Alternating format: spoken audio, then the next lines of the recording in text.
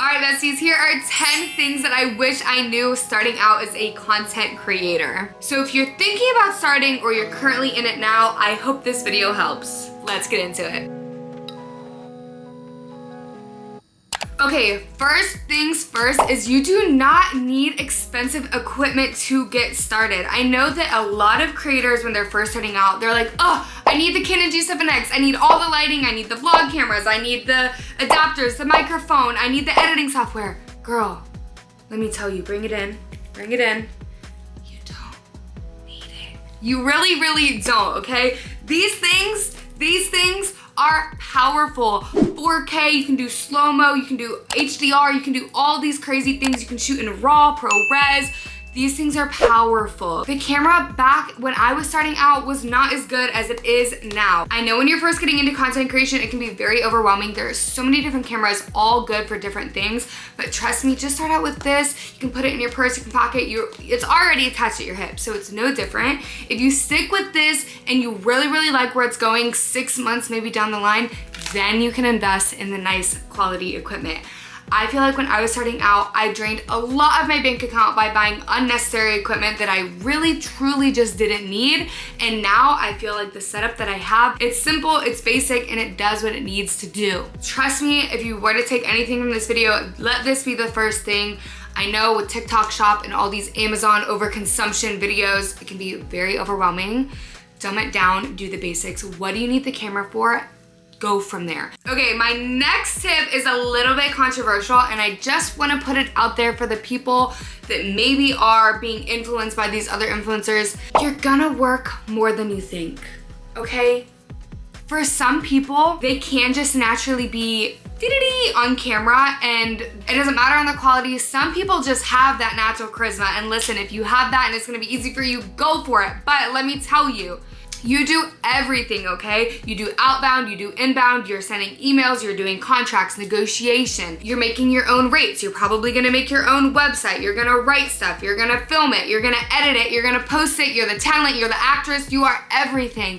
And sometimes it can be very, very overwhelming. There's a lot of different things that you're trying to manage at once, and you are wearing a ton of different hats. If we're being fully transparent, sometimes I feel like I can't even do it all on my own, and I literally went to film school and I've been doing this since 2017. It can be a lot and very overwhelming, especially if you're gonna dabble into UGC content on top of influencer content. Those are two different ball games. Different things, it's a lot, it can be overwhelming, but this job is so much fun. And I don't wanna say that it's a lot of work to overwhelm you or try to scare you away. I just feel like a lot of content creators who are starting out right now feel like all they have to do is pose pretty holding a water bottle or a what was it called? Tummy Time tea or something? The Fitbits, y'all know what I'm talking about. The early 2000s tea with everybody who just, with the tea, y'all know what I'm talking about. It's not like that anymore. Back then, it was a lot easier. Now, everybody wants to become a content creator. It's very oversaturated. If you love it and you're passionate about it, that is the reason, I almost knocked my glasses off. That is the reason you should do it. You should do it because you love content creation, not because you want to become an influencer overnight, not because of the money. You should do it because you genuinely love helping people, you love inspiring people, and you love creating content. If those are your intentions, you're gonna make it in this, and I know it can be overwhelming. Just take it one step at a time. Breathe, and you got it, baby. You got it. Okay, now let's get into tip number 3, which is brands will lowball you. Yay! This is just this industry. Like I said, this industry is starting to become so oversaturated that a lot of brands are gonna ask for giving you a product in exchange for free work. And brands will try to underpay you, and I promise half the time they probably aren't even doing it on purpose. They're just doing it because there are so many content creators, and if one content creator isn't gonna do it for free, they will just turn to the next, and that is the sad truth about it. That's why I try to tell all of my clients to at least negotiate some sort of compensation. And I know it's hard, especially when it's a brand that you love, doing content for free, but it just kind of hurts the industry overall in the long run, and it really sets like an expectation for brands that they don't have to pay creators. Sometimes brands are just a little bit ballsy and they like to test boundaries and see how much they can get for free.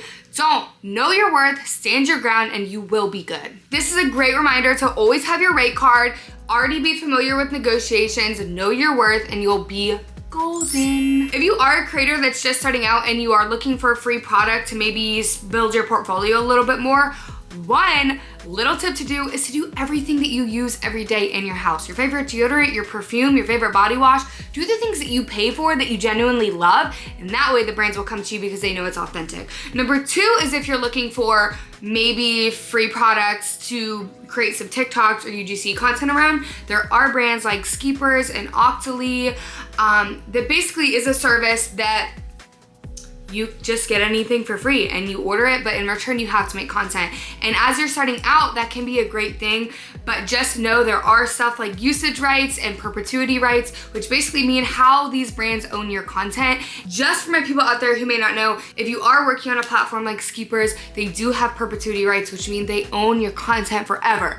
I didn't know that starting out. Some brands today are using my videos from 2016 and I never made a penny. So just keep that in mind.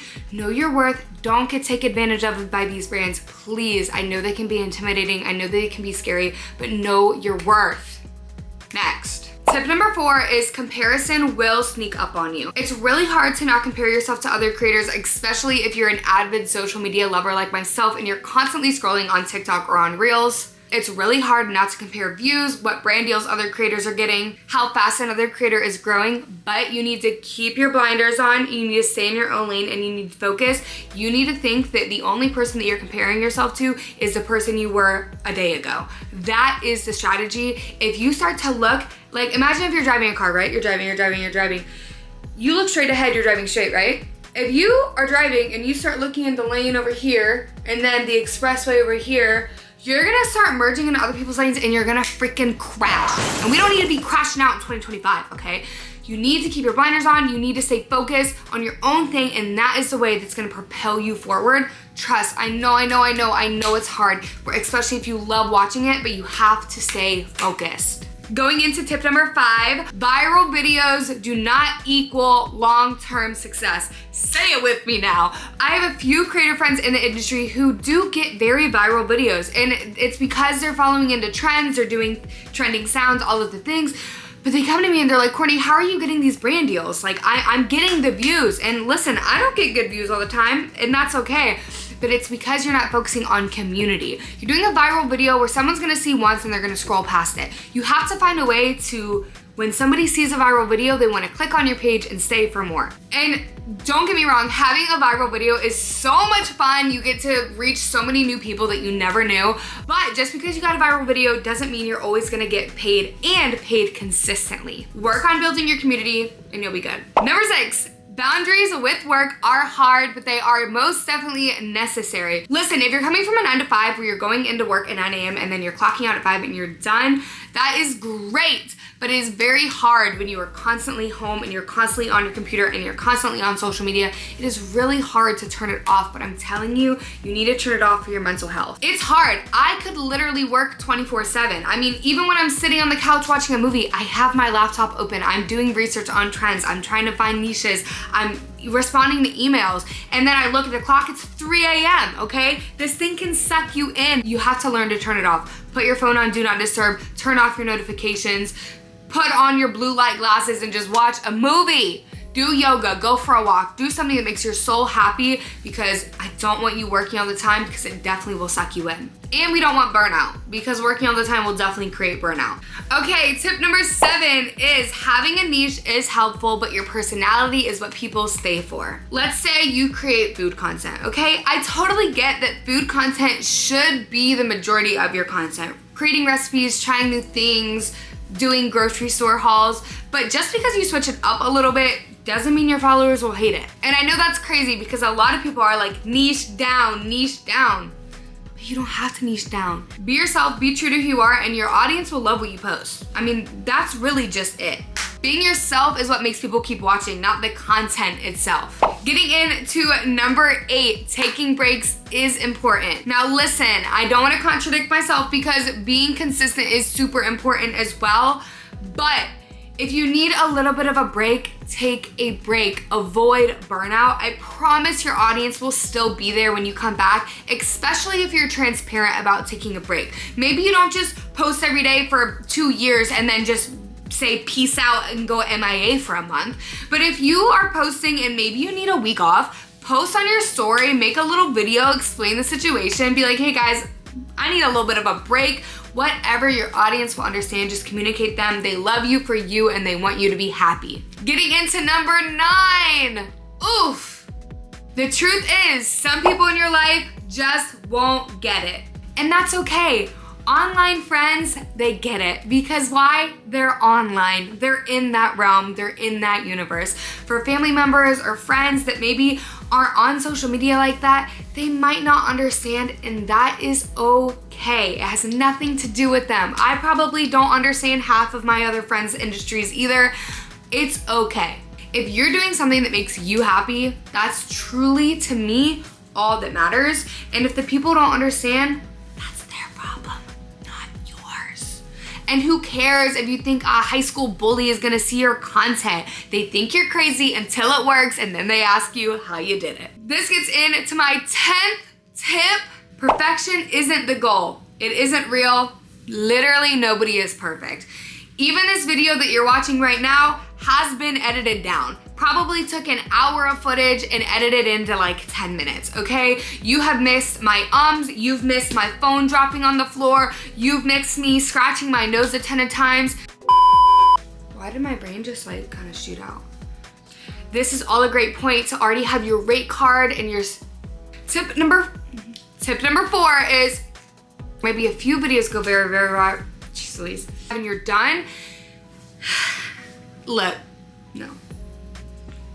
And you clap. If you're, things are trimmed, things are altered, nothing is as perfect as it seems. I know it can be intimidating watching thousands of TikToks and Reels a day and feeling the need to be perfect, but don't. Just be yourself and be authentic, and your audience will find you even if it does take time. Honestly, people love the messy and real stuff way more than they love the perfect stuff. 100%, no doubt about it. Stay real, babes, you got it. All right, besties, I hope you guys loved this video. If you're a content creator too, comment something down below that you wish you knew when you were starting out. And if you're just getting started, babes, I'm cheering you on. You got this. I'm so excited for you, and I can't wait to see what's in store. As always, don't forget to turn on the bell notification and subscribe, and to follow me on all of my socials at thecourtneyfaith.